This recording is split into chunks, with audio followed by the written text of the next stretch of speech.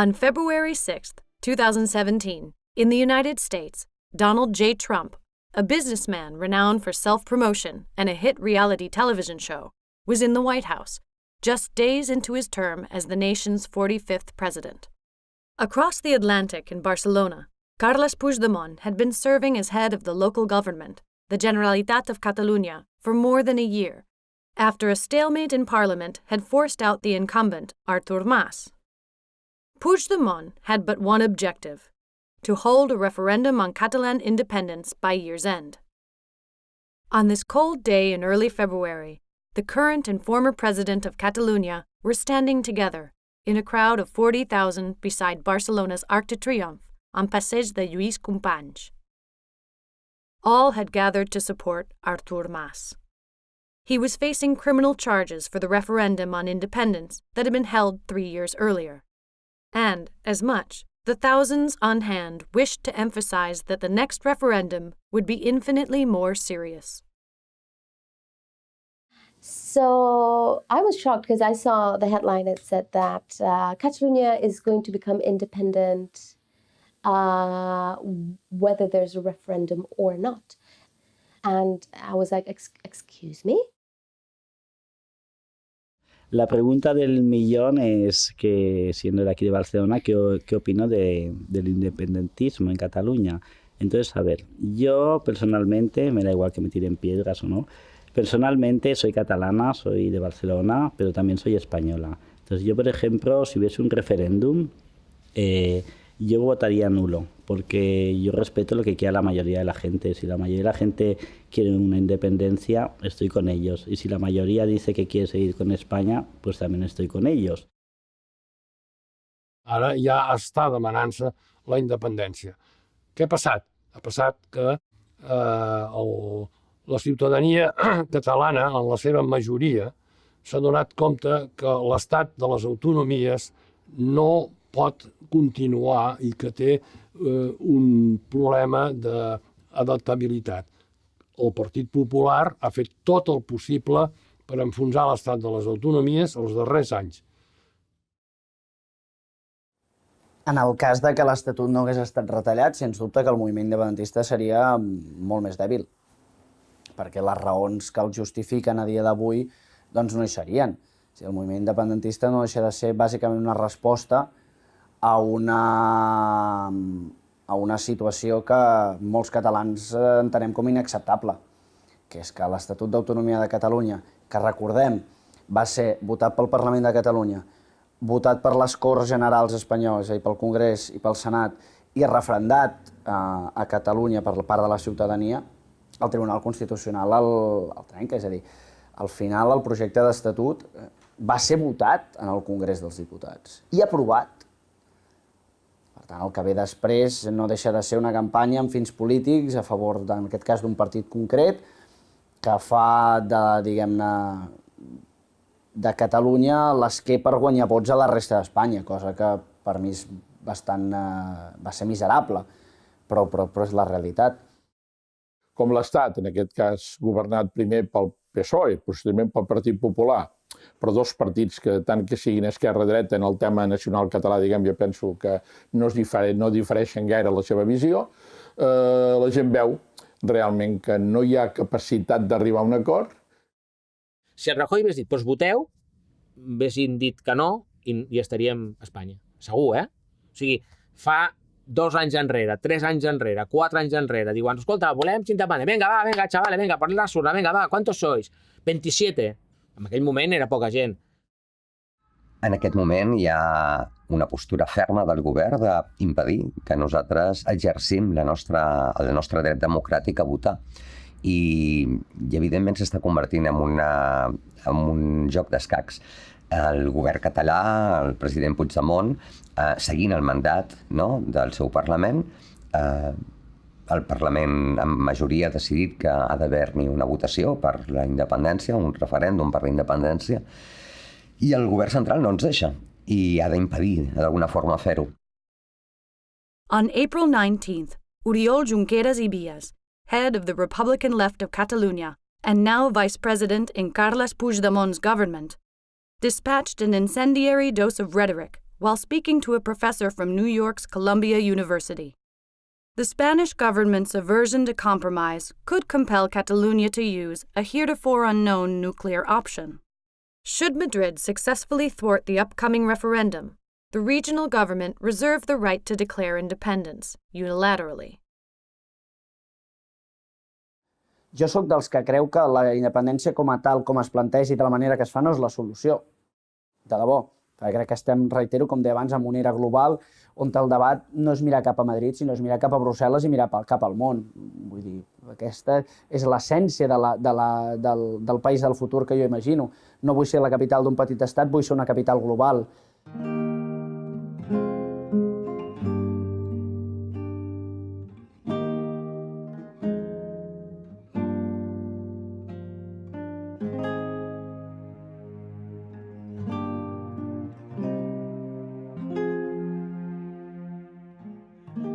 I d'altra banda, doncs també entenc que hi ha gent que pot no considerar que la creació d'un estat nou sigui una solució a res, no? Que la creació de més fronteres doncs signifiqui, no? Moltes vegades des del discurs independentista el que s'està venent una mica és que un nou estat significaria doncs, moltes millores per la societat, no? Posen, per exemple, lleis que s'han aprovat al Parlament i que després des de l'estat espanyol s'han tirat cap enrere, no?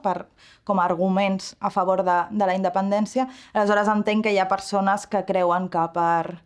I jo a vegades també estic una mica en aquesta posició, jo no tinc una posició ferma, vaig fluint una mica, no? Que creuen que doncs, per crear un estat neoliberal capitalista dins de la Unió Europea, igual que l'espanyol, doncs que tampoc té gaire sentit fer-ho, no? Que diguem que per estar en un estat igual, doncs no cal separar-se.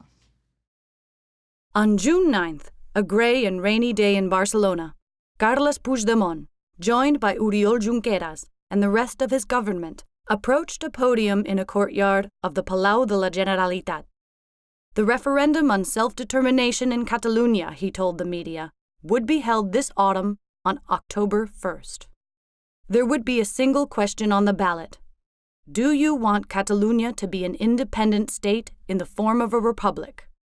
Reactions in Catalunya and across Spain ran the gamut, from exuberance to condemnation. The vote, which would be referred to as 1-0, standing for October 1st, was 4 months away. In response, Prime Minister Mariano Rajoy declared the announcement mere posturing.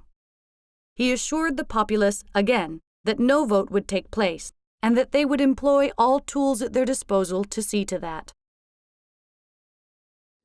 Resolving this question in Catalonia democratically, I think, continues to be a necessity when you have 1 million people taking the streets consistently every year for 6 years running to demand a referendum, and 70 to 80% of Catalan society agrees that there should be a referendum.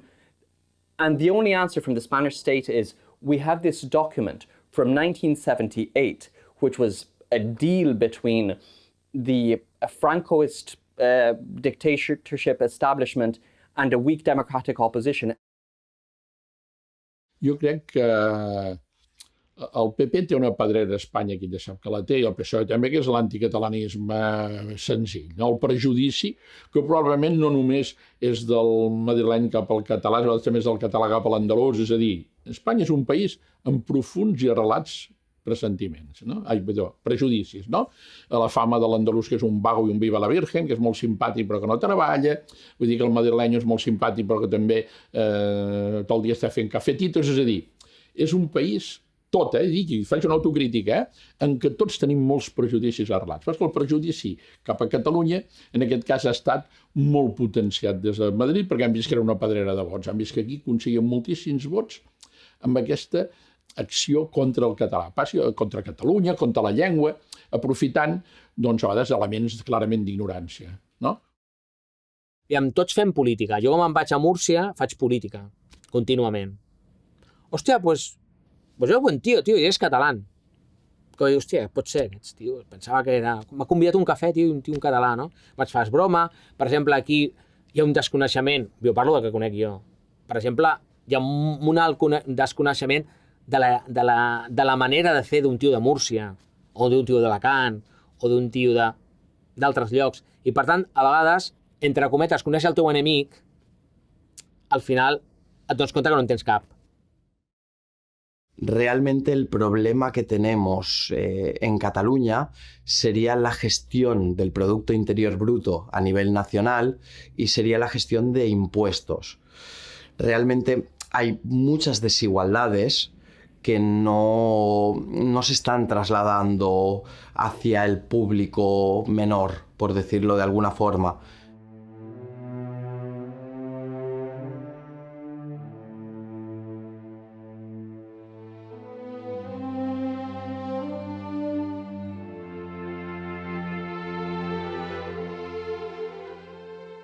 On July 4th, an event in support of the referendum was held at the Catalan National Theatre. Puigdemont underscored his resolve. The referendum would take place, no matter what the Spanish government did to stop it. A week later, a Guardia Civil unit was dispatched to the theatre. They were there to confiscate documents and transcripts from the meeting. Though they walked away with nothing, members of the pro-independence movement expressed outrage. Head of the local chapter of Rajoy's People's Party, Xavier García Albiol, was glib in his assessment of the police action. Deployment of the Guardia Civil, he posited, is standard practice whenever a coup is taking place. Bueno, essencialment, una persona quan arriba a Catalunya pot veure dues banderes diferents, no?, que pengen dels balcons o de les finestres. Una és la bandera, diguem, oficial, no?, l'escut heràldic de Catalunya, que és el fons groc i les 4 barres vermelles. I l'altra és una variació, que és l'estelada, no?, que és la mateixa bandera, però amb un triangle, amb una estrella. Que aquesta és la bandera independentista, no?, que implica, doncs, un posicionament polític sobre això, no?, sobre l'autogovern de Catalunya. Llavors, quan un es passeja per Barcelona, pot veure molt bé cada família cap on es posiciona, no? Si tens la bandera catalana, vol dir que aquesta és una família catalana. Si tens la senyera, vol dir... si tens l'estelada, és catalans i a sobre són independentistes. Si tens l'espanyola, és que allà, aquella casa, només es parla en castellà. I llavors... The polling, in advance of the vote, showed an electorate split rather evenly on the subject of independence. However, nearly all supported the holding of a referendum, calling it a democratic right. The country's gaze, which had, seemingly, been fixed on the referendum for more than a year at the expense of everything else, abruptly shifted on August 17th. El 17 d'agost va ser un dia bastant trist.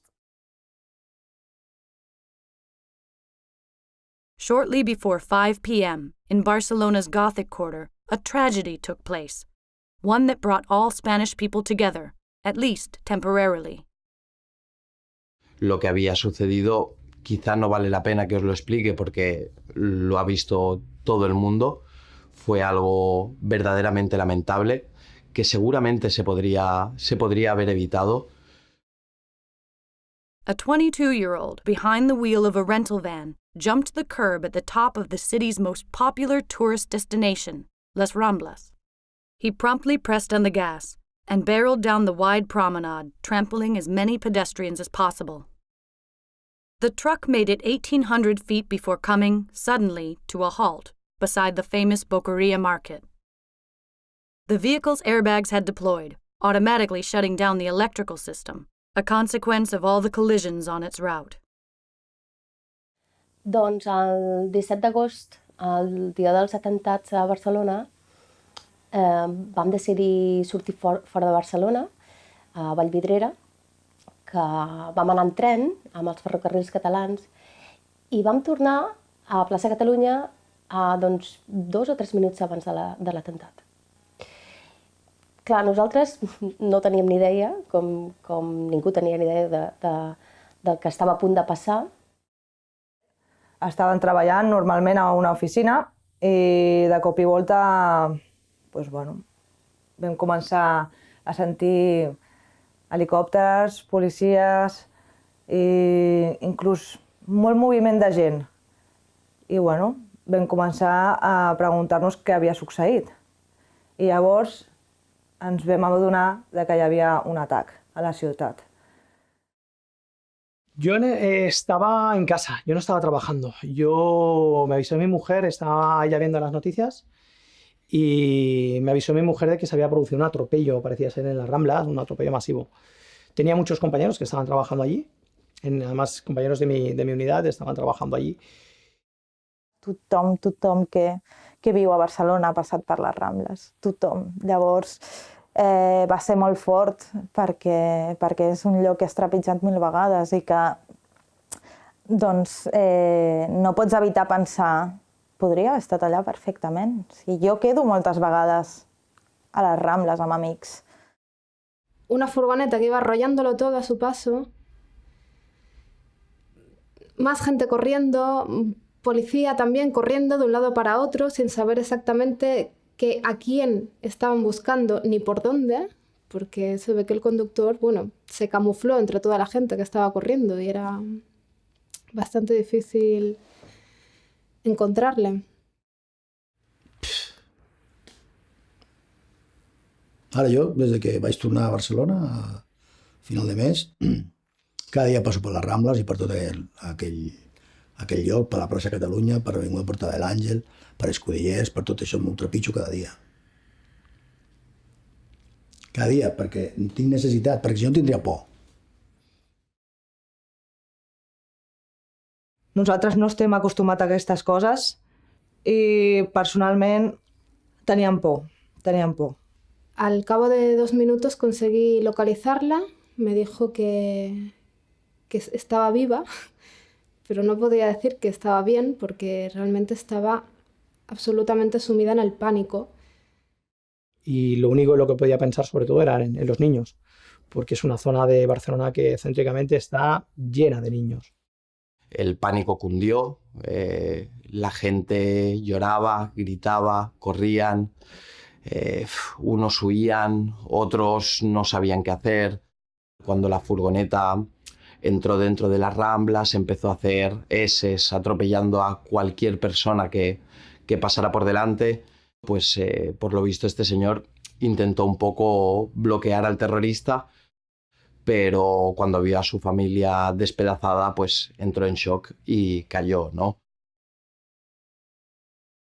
Ara ja sabem què va passar, els terroristes els van matar, cosa que tampoc crec que sigui una cosa bona.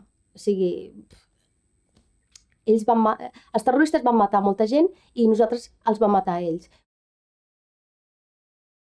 The attack was the deadliest in Barcelona since Hipercor's bombing in 1987. Ultimately, the driver, Younes Abouyacoub, who'd fled the scene, was tracked down and killed 25 miles outside the city. A few days after the attack, a solemn march, brandishing the moniker, "I am without fear," was held in the city. Mariano Rajoy, Carles Puigdemont, and Spain's King Philippe VI stood together, joined by 500,000 citizens. It was a moment of solidarity between Catalonia and the rest of Spain, but one that would quickly pass.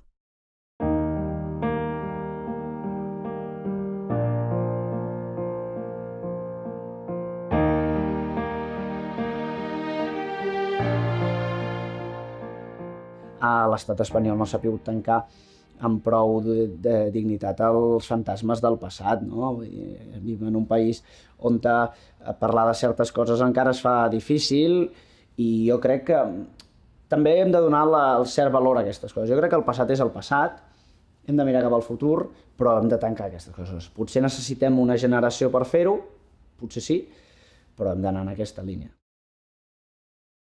In early September, weeks before the scheduled vote on autonomy, Catalan Parliament passed a pair of new laws. One of them legalized the holding of the planned referendum. The other ensured a new legal framework and an orderly transition to a new Catalan republic should the yes vote win the day. So on the days leading up to the referendum, there was this standoff whereby the Spanish government was saying this referendum will not take place, and the Catalan government was saying yes, we will have this referendum. Bé, la Generalitat de Catalunya havia reiterat moltes ocasions que mentre s'havia anat fent unes lleis, va arribar un moment que va considerar que la legalitat catalana estava per damunt de la legalitat espanyola, que no es reconeixia el Tribunal Constitucional ni altres òrgans de l'Estat per manifesta hostilitat cap a Catalunya. A partir d'aquí, ells munten una estructura legal, desamerament es va recorrent tot això i declarant-ho il·legal, però aquí consideren que ja estan en un estadi 2, que és que Catalunya està en condicions. Ja és majoritari al Parlament de Catalunya, les forces independentistes, voten totes aquestes lleis de transitorietat, tots els elements que fan possible l'1 d'octubre, i a partir d'aquest moment ja encaminen clarament cap a l'1 d'octubre sense cap mena de dubte. Within a week, both laws had been suspended by Spain's Constitutional Court, but not before 74% of Catalan municipalities had agreed to provide polling stations for the vote. The government in Madrid took the offensive. On September 15th, armed Guardia Civil units raided print shops throughout Catalonia, seizing over 100,000 posters related to the vote on independence. They also entered several newsrooms, warning editors that criminal charges would be levied should they run ads supporting the referendum in print or online. Prime Minister Rajoy called them all requisite actions, and few in Spain understood that the raids on the 15th were a mere run-up to events that would transpire 5 days later. After that, the Spanish government started sending police from the rest of Spain into Catalonia. So in Catalonia, there's the Catalan police, but here they were sending the Guardia Civil and the Policía Nacional from different parts of Spain. And there was a number of measures that were taken. So they were looking for the ballot boxes, they were looking for the ballots, they were searching print shops and the likes. And then on September 20th, the Spanish police raided the Catalan ministries, the Catalan conselleries of the Catalan government. Doncs el 20 de setembre va començar una miqueta el que és el carnaval policial per part del govern espanyol. Van començar a avisar que anaven molt seriosament a utilitzar la força contra tot el procés. Va ser la seva manera també d'avisar que anaven molt en sèrio i que senzillament van utilitzar la por, com tantes vegades han fet, però aquesta vegada no amb amenaces, sinó ja van passar els fets. I va ser el principi de tot plegat. El poble s'està manifestant perquè volen votar. Realment, jo crec que som un país lliure i tota la gent té el dret de poder manifestar-se. I avui hi ha una mica de caos a la ciutat, està ple de policies, ple d'helicòpters, està bloquejat el centre. Es veu que han bloquejat les impremtes locals, cosa que no entenem perquè avui dia no necessites una impremta local per imprimir res, però ho han fet per al referèndum. La Guàrdia Civil està bloquejant tots els edificis oficials perquè no hi hagi moviment, però tota la població, els ciutadans, estan sortint al carrer i sincerament, jo crec que tenim llibertat d'expressió i que cadascú hauria de ser lliure per poder donar la seva opinió per qualsevol cosa.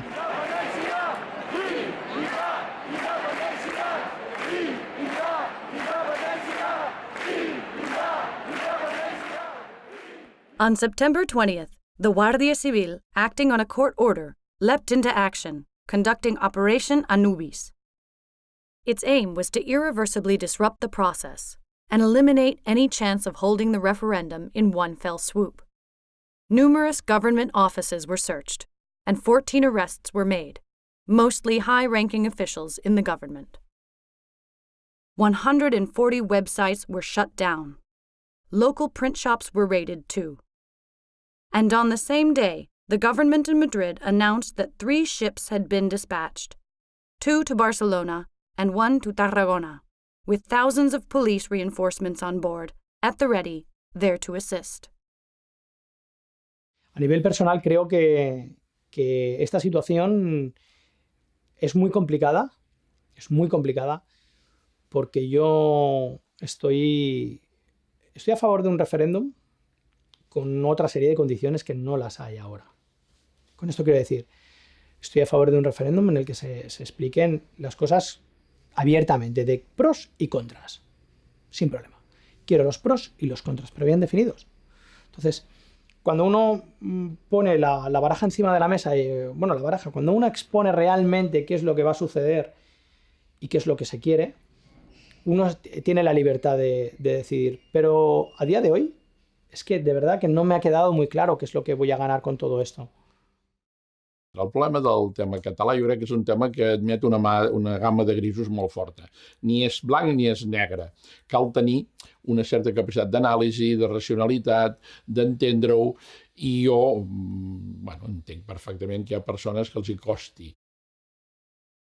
The events of September 20th and the days of turbulence that followed placed the crisis in Catalonia squarely on the world stage.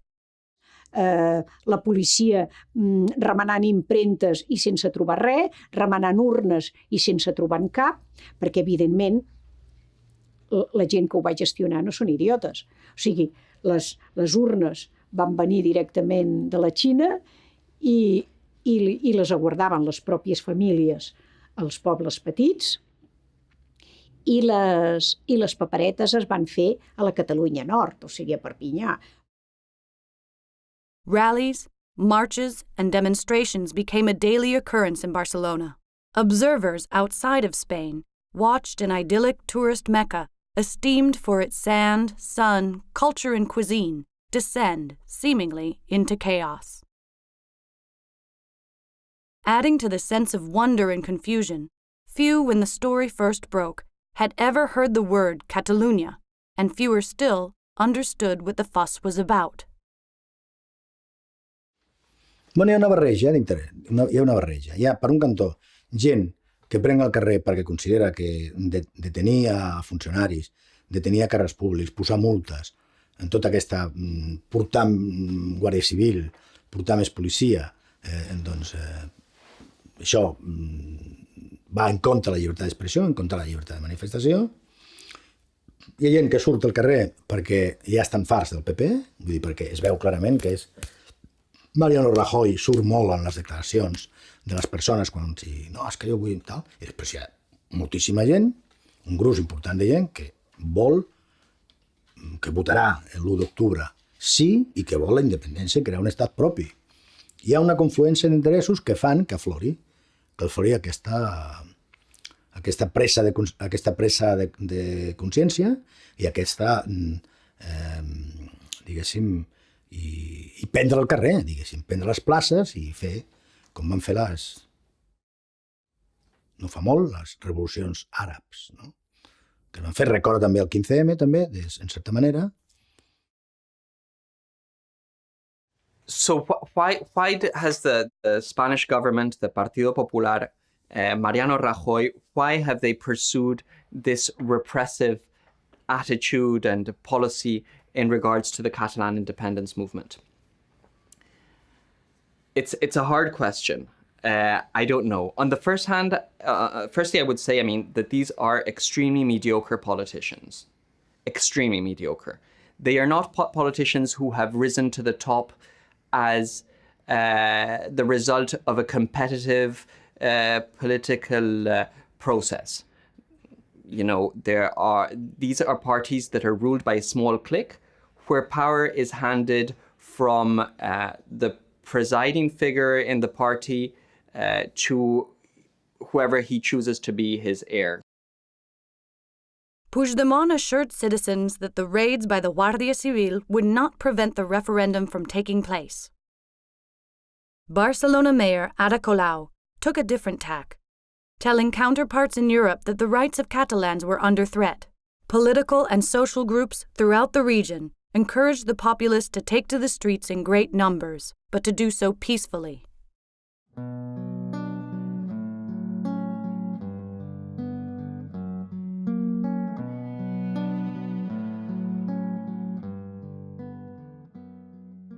¿Qué sucede? Que de 2 años hacia aquí, 3 años hacia aquí, 2014, 2015, las manifestaciones han ido lográndose un mayor apoyo de la sociedad sin violencia que con violencia.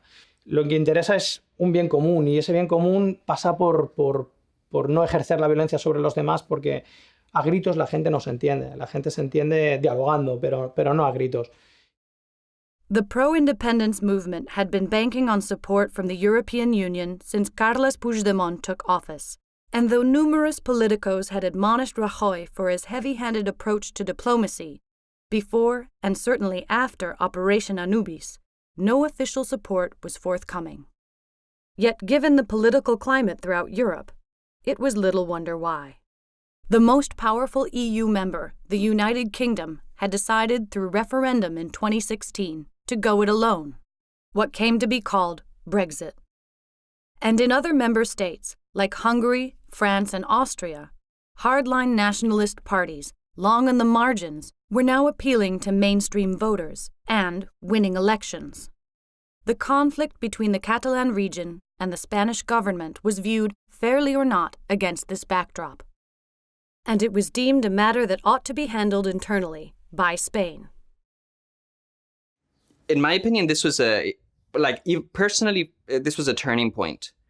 Before that, I was going to vote in the referendum. I wasn't clear what I was going to vote.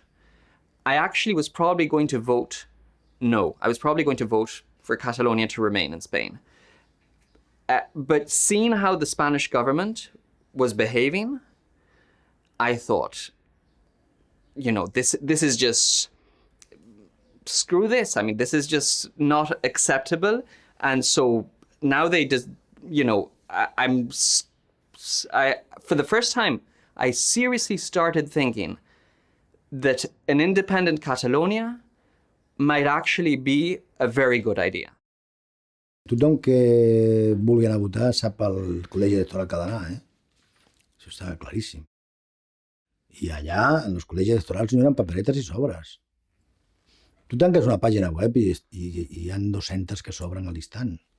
Això també és una qüestió que és desenvolupament tecnològic que, com pots aturar-ho, això? No pots aturar-ho.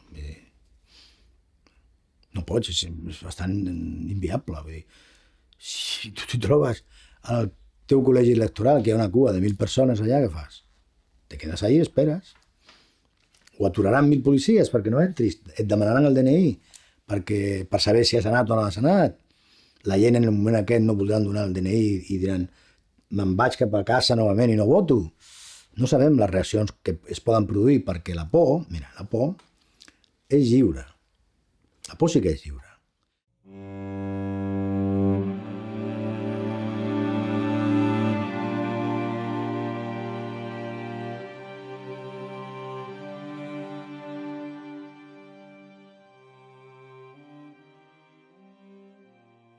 Bé, em fas aquesta pregunta i jo sé que amb el que respongui perdré molts lectors dels meus llibres. Però, bueno, jo et seré honest. Jo tota la vida li he tingut molt de carinyo, molt d'amor i molt d'afecte a la República Espanyola. Al poble espanyol, per descomptat. Però aquesta Espanya actual a mi no em representa en absolut. La sensació que tinc jo és que hi haurà Partit Popular per anys i anys. I seguiran utilitzant la catalanofòbia i seguiran utilitzant aquesta manera d'actuar y es poden eternitzar aquesta gent. Lo único que espero es que los compañeros que trabajen ese día lo hagan de la manera más limpia, o sea, es decir, las intervenciones que tengan que hacer que sean de la manera más limpia, más pacífica y sobre todo que se permita que nadie bajo ningún concepto salga perjudicado.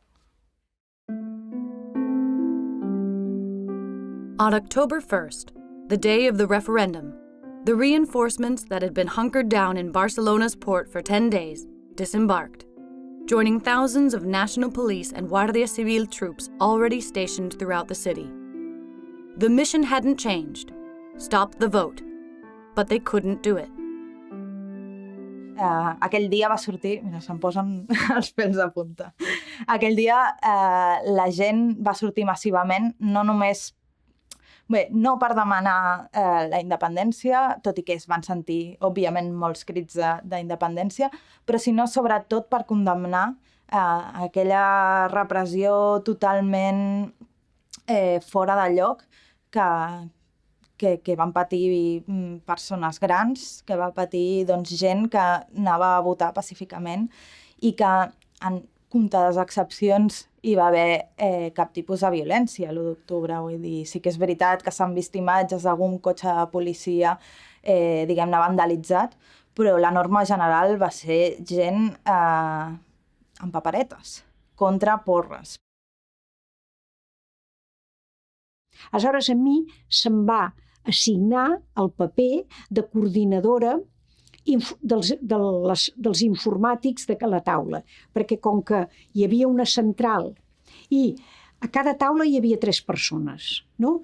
Una, la del mig, que era la que es cuidava de la urna i que t'agafava el DNI i que et posava el sobre a dintre la urna, la de l'altre costat, que era la que t'apuntava el nom amb un llistat i, com si diguéssim, feia un inventari de la gent que votava a mà, i després un tercer que era el que tenia amb el seu propi telèfon, entrava amb una web i allí es votava a través de la web. Què va passar? Que a primera hora, una de les taules hi van poder entrar a la web preparada, que ja me l'havien donat a mi i jo la passava a les taules.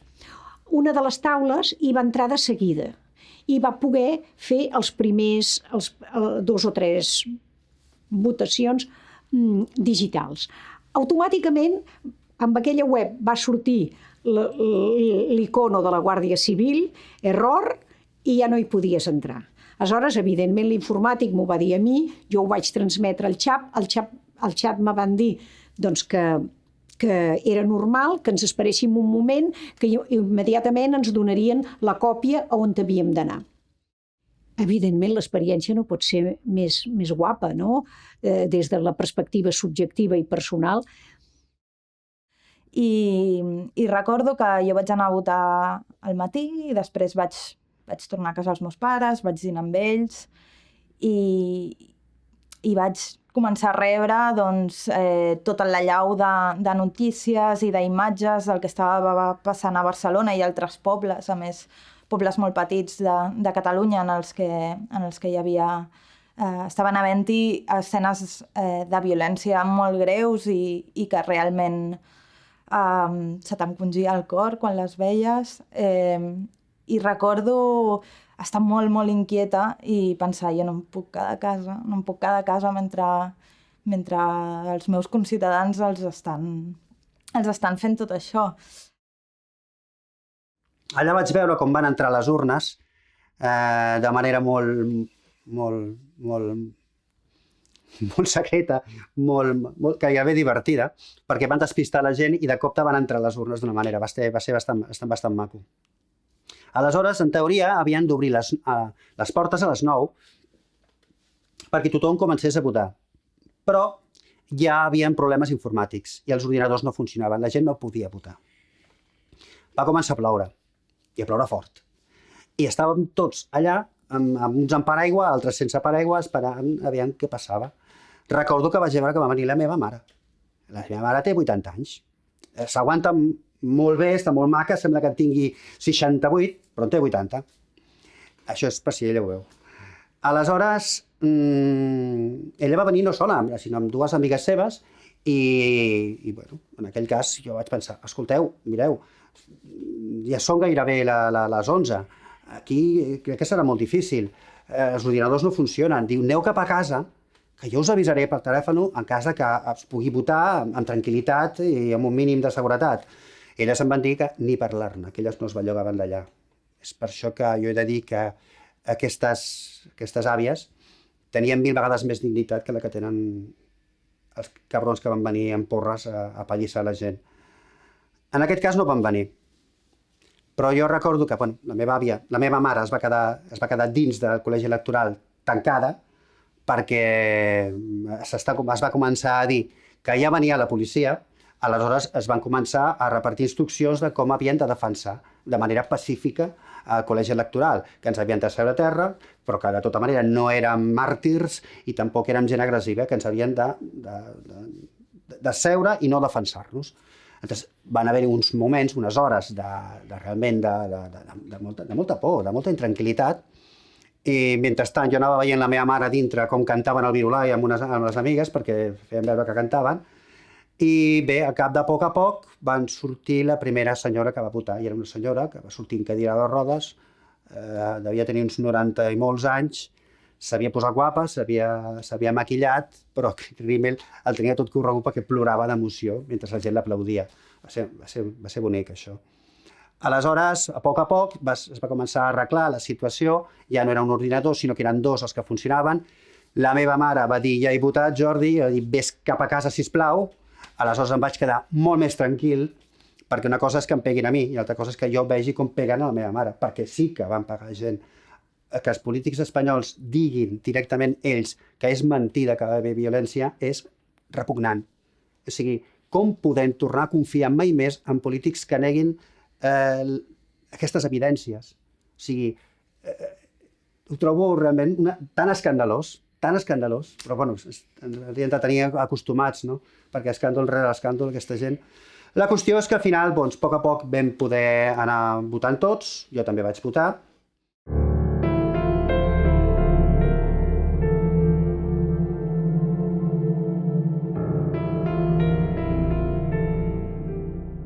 On estan els drets humans? Perquè Europa consenti tot el que va passar l'1 d'octubre, de la policia pallissant a la gent i senyores grans, que l'únic que fèiem era defensar unes urnes i un dret a votar.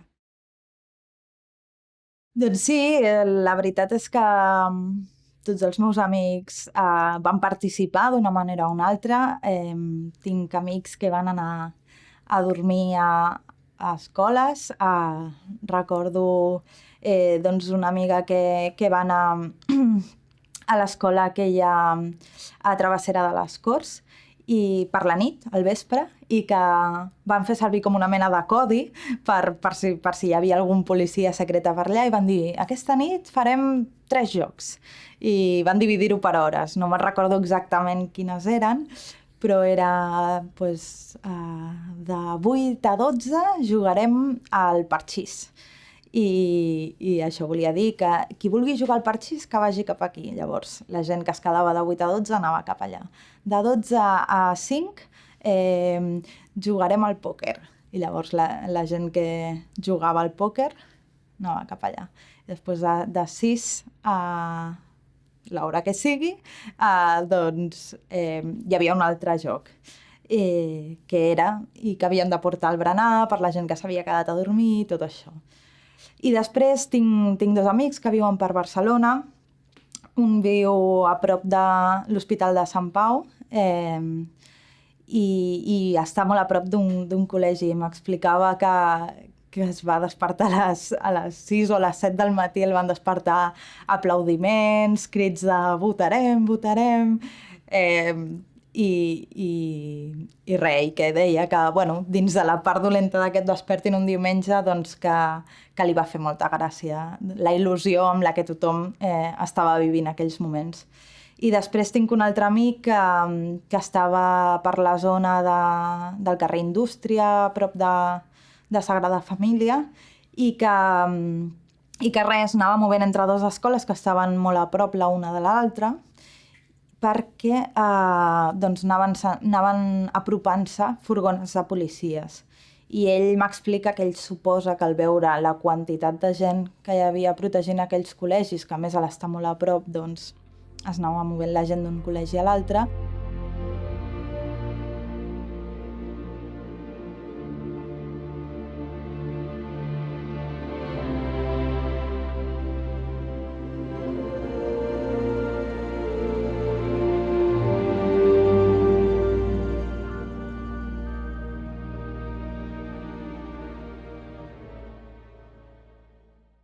While all figures related to the referendum remain controversial, be it vote count or injuries sustained during the course of the day, the Catalan government estimated that 2.2 million votes were cast and counted, representing 42% of the electorate.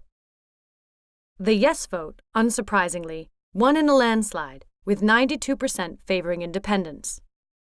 Police operations had succeeded in nullifying 770,000 potential votes, with approximately 1,000 injuries to civilians reported. A vegades parlen de majories silencioses, potser sí, però a Catalunya hi ha una majoria molt activa. La prova és que, pels que vàrem anar a votar, no? Fer arribar les urnes, fer arribar les paperetes, emportar-s'ho va ser un joc d'autèntica imaginació, no? I que, malgrat la pressió que hi va haver-hi, va anar a votar un 43%. Hi ha algú que diu, bé, és que un 43 no són els 50, no és suficient. Bé, jo diria que en les condicions que va ser realitzat, no? Demostra que hi havia darrere una planificació molt més seriosa i que aquí poder, el govern, així és com va menysprear el 9N primer, quan es va fer en època del president Mas, dient que era una botifarrada i una festa popular, aquesta vegada jo crec que ells estaven convençudíssims de que havien aconseguit evitar la votació i que ho van enfiar molt a una actitud purament policial sense pensar en la capacitat de la societat civil, a través de la Unió Cultural, de l'Assemblea Nacional, d'organitzar-se. Jo quan vaig a votar hi havia una unitat de gent rodejant el col·legi que, esclar, era molt difícil per 20 policies entrar dintre quan hi havia 500 persones davant de la porta, no? Jo crec que aquí va haver-hi un excés. Aquelles manifestacions de la Soraya Sánchez de María ganaremos 9-0, aquell triomfalisme de no seran capaços de votar, vàrem pensar, jo crec, que la gent no gosaria, que la presència policial els espantaria i que al final no es duria a terme. El govern català això sí que ha demostrat que el compromís que va prendre un determinat en el famós ple que varen decidir-ho l'ha portat a les seves últimes conseqüències. Coherència en tenen, altra cosa després si estan amb la raó o no, que es pot discutir. On October 10th, 9 days after the vote, Carles Puigdemont appeared before Parliament. Expecting a formal declaration of independence, tens of thousands descended on public squares, where giant television screens had been erected so everyone could watch together. There was a moment of ecstatic cheering, as it seemed he'd officially made the announcement. But he hadn't. What he announced was a suspended declaration of independence to allow a few weeks for dialogue with Madrid. I esperàvem realment que el president Puigdemont declarés la independència. I va haver-hi un desencís tremendo. Primer, perquè es va retardar un munt de temps el fet de que sortís, perquè, esclar, tenia moltes pressions, el que et deia, estaven en converses internacionals, en converses amb el govern, i el govern espanyol l'únic que ha fet sempre és amenaçar. Ell va fer una cosa, jo crec, intel·ligent, que va dir, molt bé, declaro la independència, perquè és un mandat, però la suspenc provisionalment a l'espera que el govern de l'estat espanyol vulgui parlar. Jo estic convençut que ell ja pensa que el govern espanyol no vol parlar. Ja ho sap que no. Ara el PP no es posarà a dir negociem la independència, ben segur que no. Però de cara a Europa era com una manera de dir, veieu que hi ha bona voluntat d'entesa, ganes d'arribar a l'objectiu que ens hem marcat i que ens sentim recolzats, però no ho volem fer-ho de manera radical trencant. Una altra cosa, després Europa segueix sense moure's, no sembla que hi hagi ningú ganes de mediar llevat del govern belga, d'algun altre govern, i per tant, potser una de les esperances que podia haver aquí, que era que Europa algú digués, a veure, aquests senyors ho han fet democràticament, amb totes les dificultats que vulguis, i tenen ganes de parlar, intermediem. Europa s'ha posat a la situació de dir és un afer intern d'Espanya, que Espanya s'ho arregli. Mariano Rajoy, the next day, struck by the ambiguity in Puigdemont's announcement, issued his response in the form of an ultimatum. The Catalan government had 5 days to confirm or deny that they had formally declared independence. Short of a denial, Rajoy promised to invoke Article 155 of the Spanish Constitution, which would, in effect, remove all of Catalunya's autonomous rights and dissolve its entire government. L'article 155 és molt senzill. Clar, això aquests dies tots ens l'hem llegit, no? Diu, en cas de que una autonomia faci desobediència i incompleixi lleis, l'Estat pot suspendre aquesta autonomia, pot prendre, no diu ni suspendre, diu pot prendre mesures contra. És un pur article de 3 línies.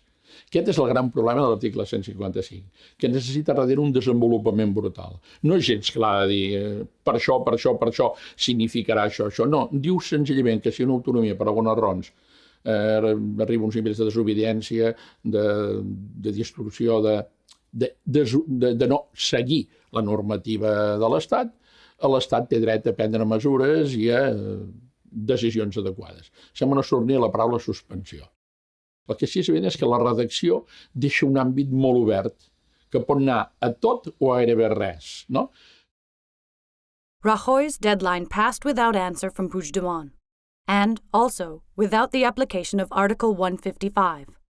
However, on October 17th, Spain's National Court ordered the arrest of 2 men, Jordi Sánchez and Jordi Cuixart, the leaders of the 2 biggest cultural organizations in the region, the Catalan National Assembly and Òmnium Cultural, respectively. They were ordered to be held without bail. For leading protests in the wake of Operation Anubis, both faced charges of sedition. They have contorted and twisted the criminal code to put these people in pre-trial detention, and it is, when you look at what the criminal code says, they're being charged with rebellion. The crime of rebellion requires violence, of which there has been none. Sí, hi ha paral·lelisme. La situació actual, quina situació estem? Ara avui som el 19, penso, no? D'octubre, 19 d'octubre, no? On ja queda ben clar, sembla que en vores el govern del Partit Popular decidirà que suspèn l'autonomia catalana i sembla que el govern espanyol, el govern català, declarar la independència. Per tant, ara fer futurisme perquè falten poder 48 hores perquè passi, però crec que anirà per aquí. Com es pot explicar això? Si mirem enrere, hi ha 2 fets històrics que s'hi assemblen força. Un va ser la proclamació de la República, el 12 d'abril del 1931, quan, de manera sorpresiva, l'Esquerra de Catalunya, perquè Esquerra Republicana era un partit que feia pocs mesos que s'havia fundat, guanyen de manera abrumadora les eleccions municipals i això porta al cap de poc a una victòria de les eleccions generals de les esquerres i acaba amb la caiguda de la monarquia d'Alfons XIII, l'exili de la família reial, que no es recuperarà fins a la tornada als anys 70 del rei Juan Carlos. Clar, en aquell moment, el 12 d'abril del 31, doncs Francesc Macià declara la República Catalana. Al cap d'unes hores negocien amb Madrid, la República Catalana dins d'una federació ibèrica, i allí posava Portugal i tot, no? Al cap d'unes se n'ha de desdir, ho ha de deixar córrer, negocien amb Madrid i diuen farem un estatut d'autonomia i feu un estatut d'autonomia, que també és el denominat Estatut de Núria, perquè es va fer el santuari de Núria, que acabarà també, s'aprovarà també per plebiscit a Catalunya i l'any 32 s'aprovarà, però també seriosament retallat a Madrid. Vull dir que això té unes semblances amb el del 2005-6, que al final es va aprovar el 2006, l'últim, no? Té una semblança. El segon fet també històric que ensenya molt és que el 6 d'octubre del 34, també en un context, en aquest cas, de gran tensió política amb dos, diguem, políticament un país molt polaritzat, Catalunya i Espanya, Espanya també, com a polítiques de dreta, la CEDA, els partits d'esquerres, la llei de reforma agrària, Catalunya la llei de contractes de conreu, es tocava una miqueta elements que la burgesia benestant i els terratinents tenien com a sagrats, amb aquest nivell de conflicte, un anarcosindicalisme, la CNT i la FAI, partits a partir d'aquell moment molt radicalitzats en el tema sindical, passa finalment que Lluís Companys declara també la República Catalana dins de la República Federal Espanyola. I té una semblança amb les amenaces d'ara, és a dir, Lluís Companys va a la presó, condemnat ell i tot el govern català condemnats, 30 anys de presó era la condemna. Passa que l'any 36 guanya el Front Popular i hi ha un alliberament de presos i alliberen Companys, que és rebut aquí amb unes grans multituds, i torna a ser el president de la Generalitat a partir de febrer del 36 fins dissortadament al 40, que serà afusellat pel franquisme a Montjuïc. Ho dic perquè durant aquest període del 34 al 36 hi ha una suspensió de l'autonomia catalana, que és el que ara en el fons està preconitzant el Partit Popular, Ciutadans i el PSOE, I durant aquest període hi ha un govern des de Madrid, és a dir, hi ha un Portela Valladares, hi ha diversos delegats del govern, presidents a l'ombra, que intenten gestionar l'autonomia catalana amb poc èxit també. És com una gestió administrativa, no política, no? Dic perquè si mirem el 6 d'octubre del 34, ara fa 70 i escaig d'anys, hi ha molts paral·lelismes. I va acabar amb una victòria de les esquerres i van de tornar a reposar el govern de la Generalitat. Ara no sé si anirà per aquí, però la història ensenya que tant en Francesc Macià, amb la proclamació de la República el 31,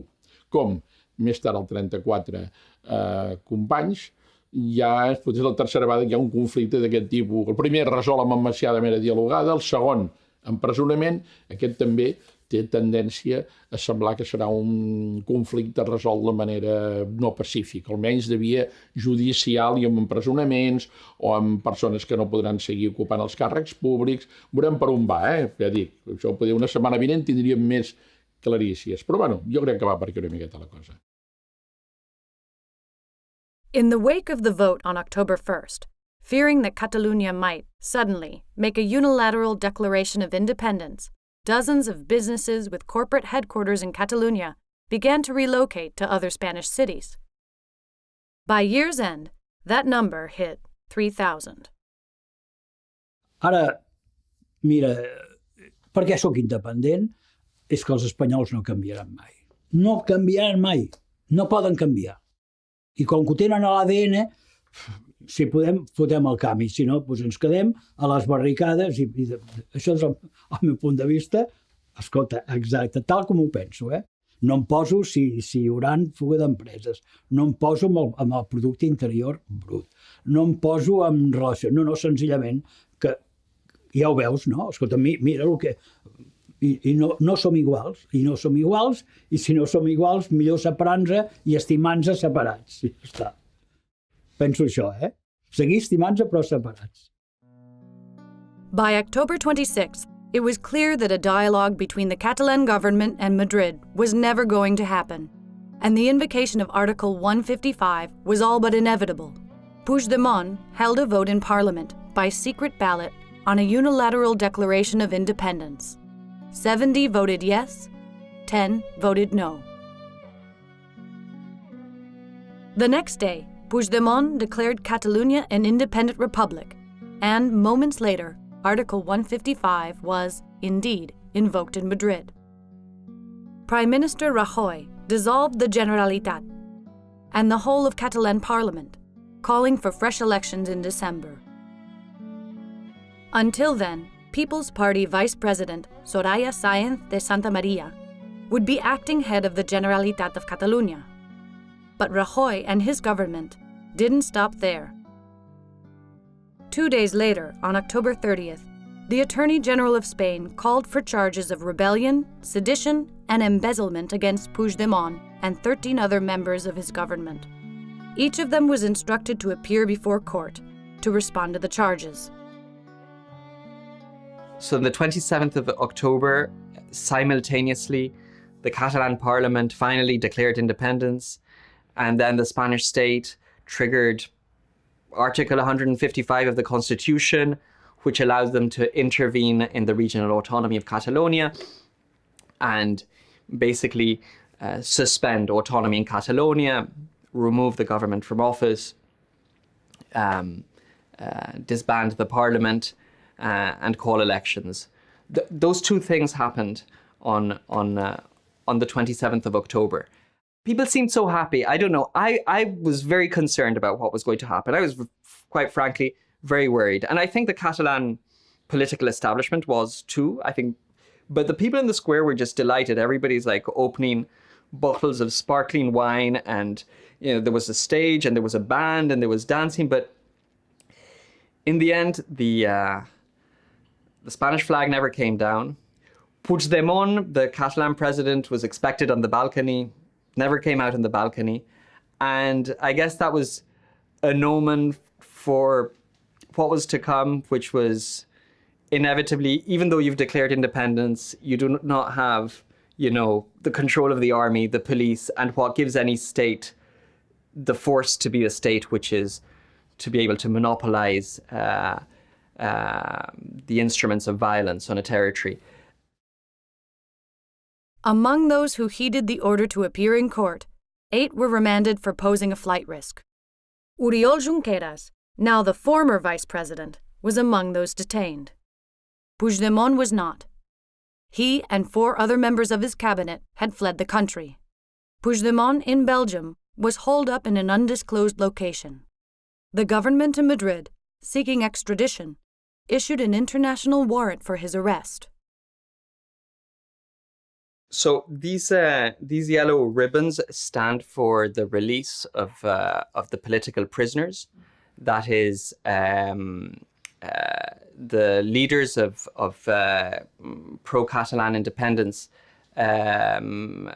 civil society organizations who have been imprisoned, as well as the former vice president of Catalonia and most members of the former government of Catalonia, except for those who left the country.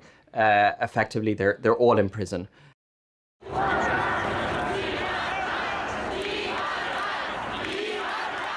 On December 5th, 6 jailed officials were freed on bail, while 4 others, including Junqueras, were ordered to remain imprisoned. That same week, Spain withdrew the arrest warrant on Puigdemont, and thousands poured into Brussels, flying in from Spain, to demonstrate their support for Catalunya and the exiled president. Bon dia, estem aquí a Brussel·les, els catalans, per dir allò que la dictadura espanyola no deixa dir a TV3. Tenim presos polítics i estem visquent una dictadura que no permet exercir el nostre dret d'autodeterminació. Què més hem de dir? Esperem que Europa, que està fent ulls sords, ens vegi avui aquí, amb tanta gent que som, i comenci a fer cas que nosaltres som europeus i també tenim dret a que se'ns escolti.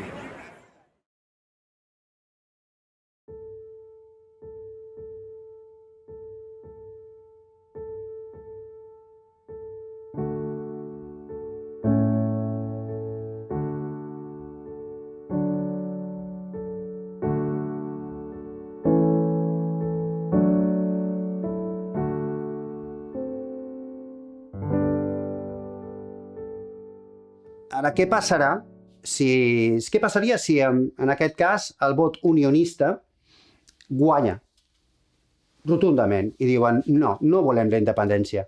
Doncs que els independentistes respectaran la decisió del poble. Senzillament. Ara bé, què passaria si guanyés amb rotunditat el sí a la independència? S'està parlant que a Espanya volen tornar a aplicar el 155 continuadament fins que guanyin ells. Home, aquí penso que cauríem en un bucle bastant estúpid. Yo creo que si las elecciones de mañana ganan los independentistas, volverán a aplicar otra vez el 155. Porque los independentistas quieren la independencia de Cataluña y los no independentistas no la quieren, y como la ley es la ley, hasta que no se unan un partido político que tenga la mayoría absoluta y cambie las reglas del juego son las que son. Y como no les conviene que haya una república en Cataluña, pues otra vez el artículo 155 y otras elecciones y hasta Dios sabe cuándo. The snap elections, Mariano Rajoy had hoped, would lead to a new government in Catalonia, one that would not be in the hands of a pro-independence majority.